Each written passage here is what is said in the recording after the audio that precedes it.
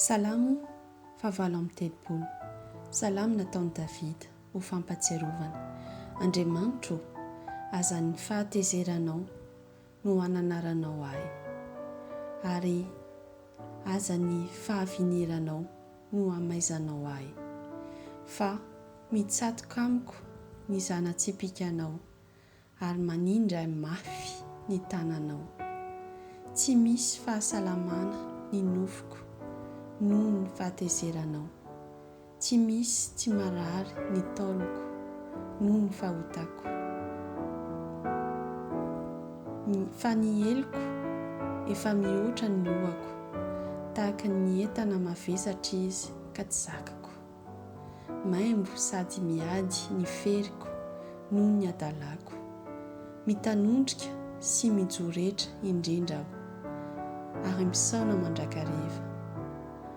Ary ny vaniako enika ny aretina mahamay, ka tsy misy fahasalamana ny nofoko. Marikototra aho sady torovana indrindra, midradradrara aho noho ny fitolokofon'ny foko. Ry Tompo, eo anatrehanao ny faniriako rehetra, ary ny fisetoko tsy mba miafina aminao. Miempona ny foko, lany ny heriko, ary ny fahiratan'ny masoko aza efa nandao ahy. Ny olo-malalako sy ny sakaizako aza efa manalavitra ny fahoriako, ary ny havako mijanona eny alavitra eny. Mamela pandrika izay mitady ny aiko, ary izay mitady hanimba ahy miteny fanimbana, sy misaimpitaka mandrakariva. Fa izaho dia tahaka ny marenina ka tsy mandre, ary tahaka ny mona ka tsy mahalobava. Eny, dia tahaka ny olona tsy mandre, sady tsy misy teny havaly eo am-bavany. Fa ianao no antenaiko, Andriamanitro. Ianao no hamaly, ry Tompo Andriamanitro.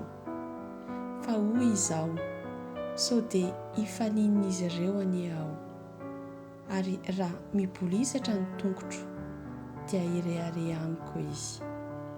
Fa efa ho lavo aho, ary ny fanaitainako dia tsaroako mandrakariva. Fa ny heloko no ambarako, matahotra noho ny fahotako. Fa ny fahavaloko velona ihany sady mahery, ary maro no mandrafy ahy tsy ahoana tsy ahoana.